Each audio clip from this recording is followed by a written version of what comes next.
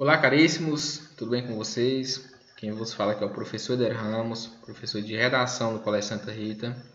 E caríssimos alunos do nono A, caríssimos alunos do nono B, estamos novamente aqui para dar continuidade ao nosso ano letivo, abordando a aula de hoje sobre continuação dos tipos e introdução.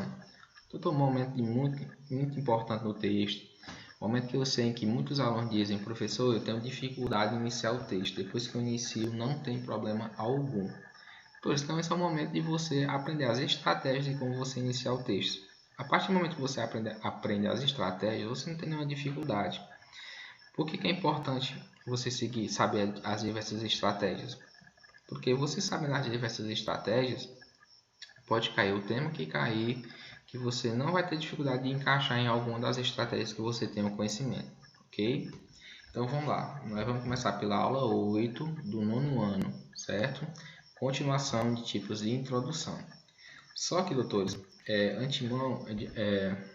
de início, eu gostaria de abordar para vocês, daqui um pouquinho, que acredito que em breve, na próxima semana, nós estamos precisando de um feedback, ou seja, de um feedback de conhecimento, ensino-aprendizagem.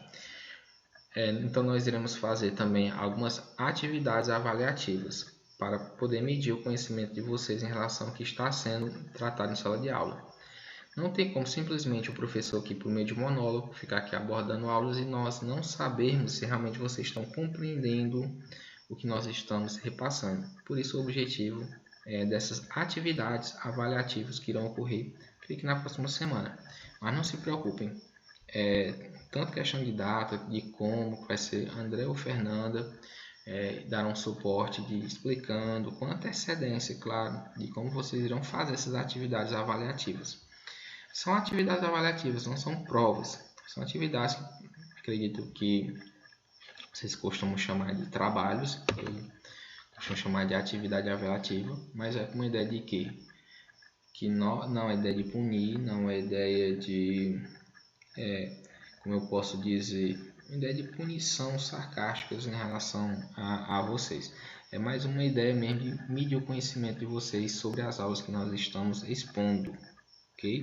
Claro, importância para o ano letivo de vocês também. Por isso, atenção às aulas.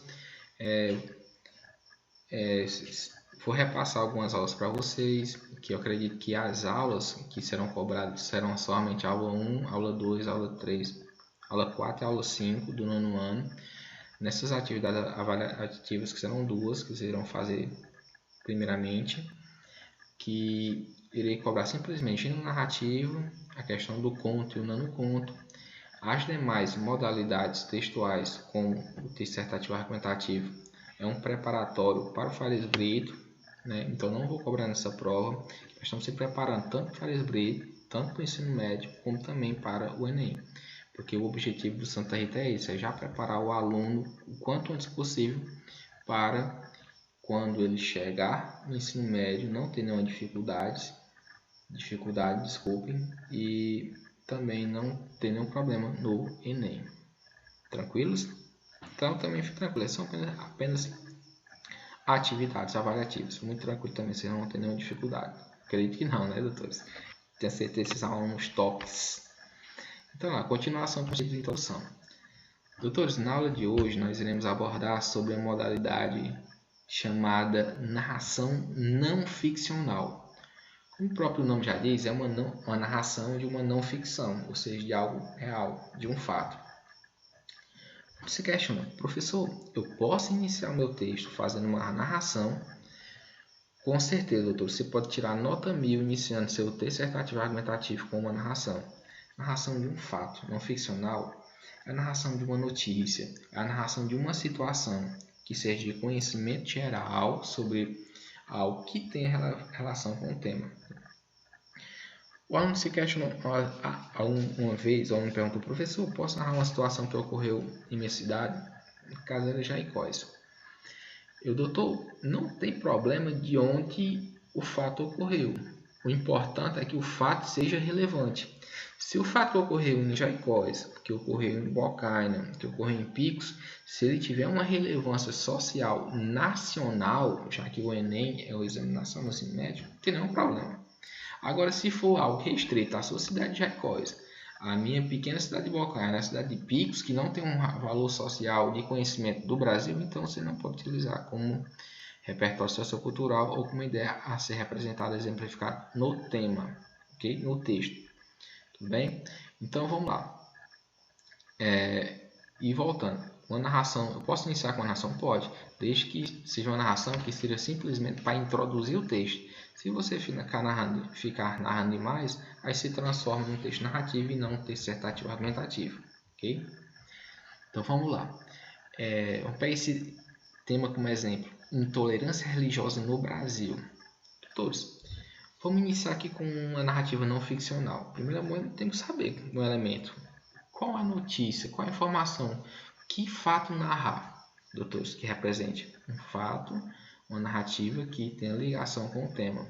E, doutores, para ser uma narrativa tem que ter o quê? Tem que ter os personagens, tem que ter o tempo, tem que ter o lugar, não é? Então vamos lá. Se o tema é intolerância religiosa, doutores, um fato que ocorreu que me lembro bastante foi no interior de São Paulo. Uma mulher que foi acusada de fazer magia negra. Isso foi noticiado no jornal hoje, em diversos meios televisivos.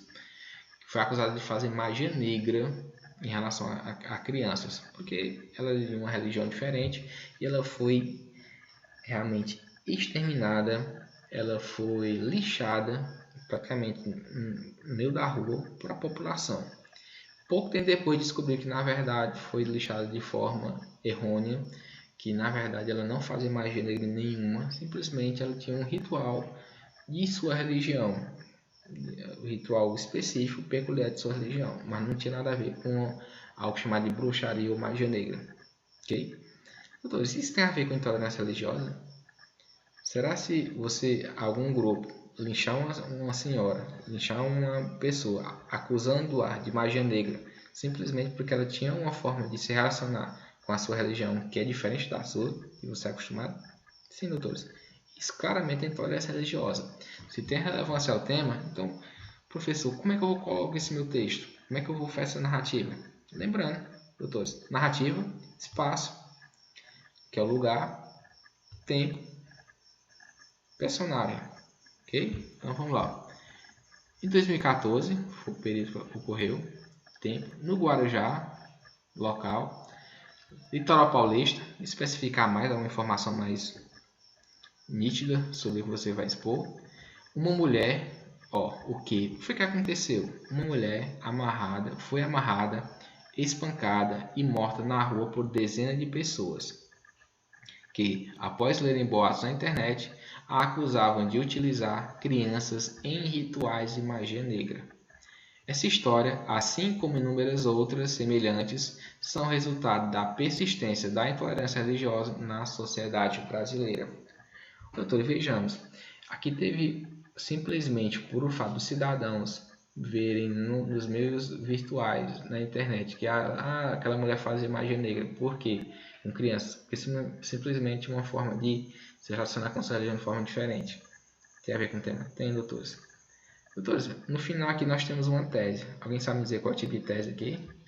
São resultados, nós temos a problemática. Essa história, assim como inúmeras outras semelhantes, são resultados da persistência da intolerância religiosa na sociedade brasileira. Aqui nós temos um tipo de introdução de tese, desculpem, chama tese por responsabilização.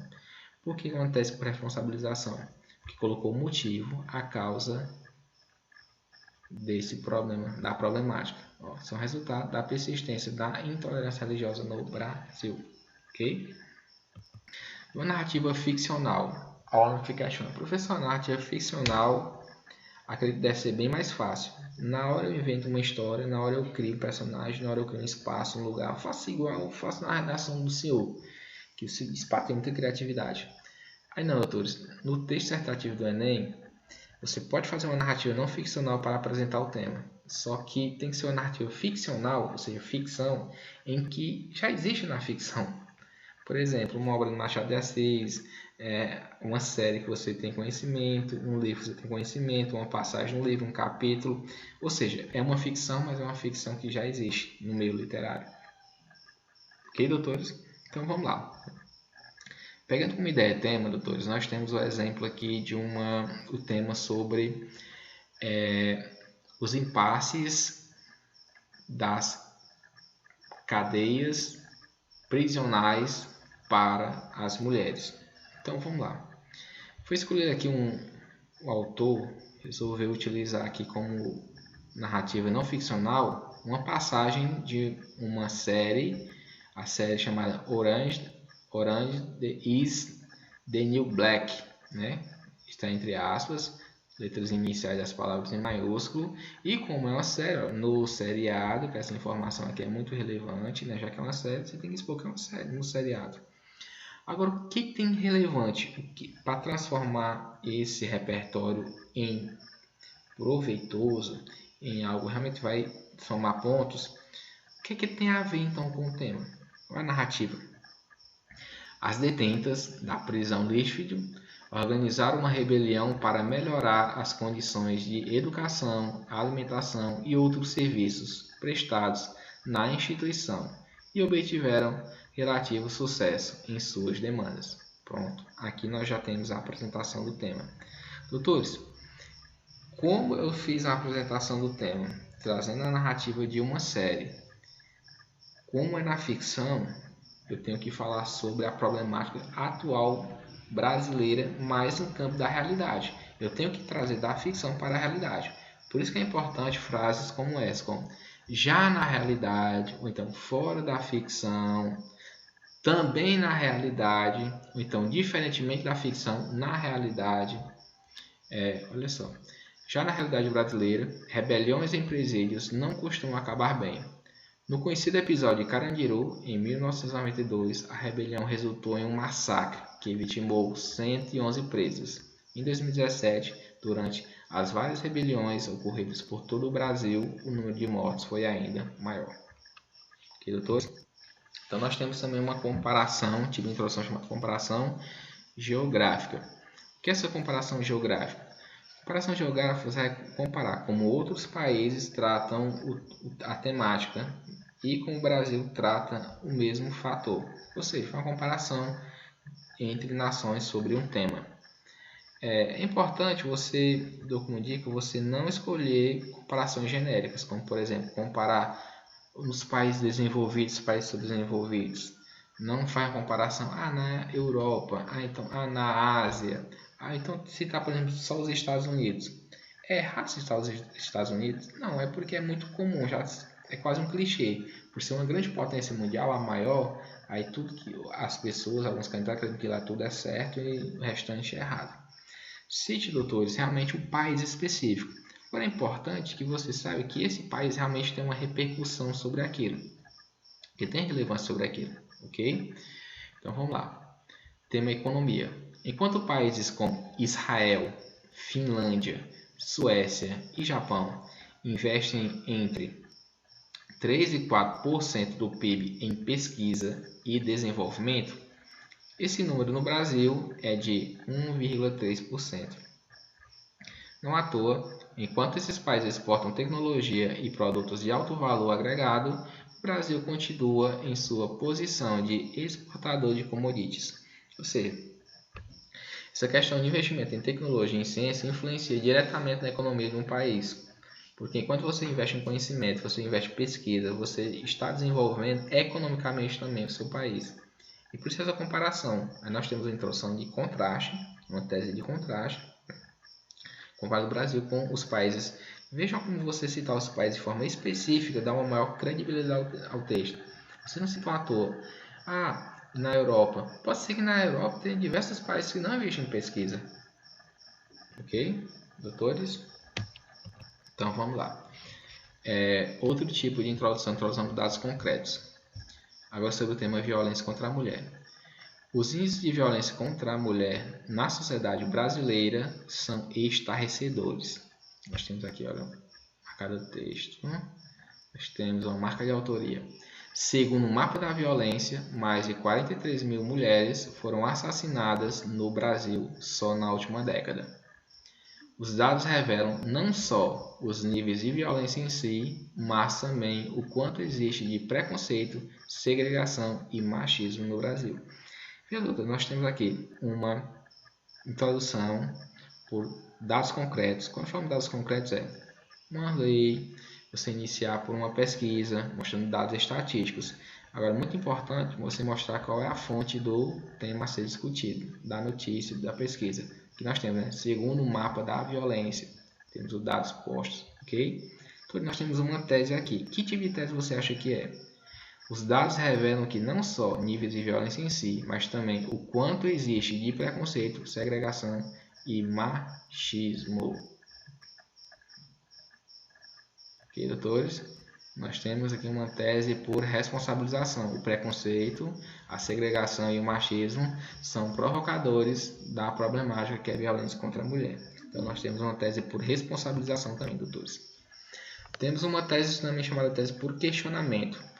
Doutores, essa tese, esse tipo de introdução é perigosa, desculpem, porque você, quando faz uma pergunta, você tem que responder essa pergunta. Você não pode fazer uma pergunta e deixar ela solta no ar. É como se fosse simplesmente, você faz a pergunta, como se fosse simplesmente um gancho para poder você responder sobre aquele fato, sobre aquele tema. Exemplo. Sobre o tema, novamente, sobre a questão da qualidade de vida do brasileiro. Será que o Brasil está caminhando para melhorar a qualidade de vida de sua população? Pergunta. Dados da Receita Federal mostram que apenas 1% da população concentra 30% de toda a riqueza declarada em bens e ativos financeiros no país, o que mostra que ainda há uma grande desigualdade social, mesmo que tenham sido implantados nas últimas décadas uma série de programas assistenciais e de geração de renda. É evidente, portanto, que o país ainda tem um longo caminho a percorrer. Doutores, vejamos, foi feita uma pergunta aqui. Será que o Brasil está caminhando para melhorar a qualidade de vida da sua população? Foi uma pergunta, só que essa pergunta foi imediatamente respondida de forma impessoal. Dados da Receita Federal mostram que apenas 1% da população brasileira concentra 30% de toda a riqueza declarada de bens ativos e financeiros do país. Aqui já está a resposta. Aqui já está a resposta clara, dizendo que o Brasil não está caminhando para a qualidade de vida da população brasileira. Ok? E introdução por citação filosófica, né? Sobre o tema Os Desafios da Educação no Brasil no século XXI. Tá? Então vamos lá. Bem, a citação, escolhi uma citação então de Paulo Freire. Tenho conhecimento sobre Paulo Freire, uma citação que eu acho que tem a ver muito com o tema. Paulo Freire é o quê? É um pensador, um educador, um filósofo, um sociólogo. É muito importante, doutor, eu dizer qual área de conhecimento pertence. Igual na série. Então, Paulo Freire, educador e filósofo brasileiro. Educador contemporâneo, filósofo da atual. Então, vamos lá. Paulo Freire afirmava que se a educação sozinha não transforma a sociedade, sem ela tampouco a sociedade muda. Nossa, professor, que citação bonita, vou utilizar ela em toda a redação. Doutores, você tem que, para a redação, para a citação ser proveitosa ao texto, você tem que interrelacionar ela com a ideia que você quer passar, ok? Sobre o tema. Então, vamos lá. Analisando, olha só, a alegação, o pensamento e relacionando-o à realidade da educação no Brasil, percebe-se a necessidade de um olhar mais atento para o aprimoramento do sistema de ensino, considerando sua importância para a promoção de uma sociedade mais crítica e reflexiva e, consequentemente, tende a ser mais justa, igualitária e humanizada. Todos nós temos aqui uma tese por responsabilização, ou seja, as consequências de que se conseguimos que a problemática seja desenvolvida por meio do ensino, considerando a importância da promoção de uma sociedade mais crítica e reflexiva, terá consequentemente uma sociedade mais justa, igualitária e humanizada. Nós temos então aqui uma tese por problematização. Ok, doutores? Então, aqui foi as aulas sobre introdução, tipos de introdução no texto dissertativo argumentativo. Nas próximas aulas nós iremos abordar sobre desenvolvimento do texto argumentativo e também sobre conclusão do texto dissertativo argumentativo. Ok, doutores? Até a próxima aula e tchau!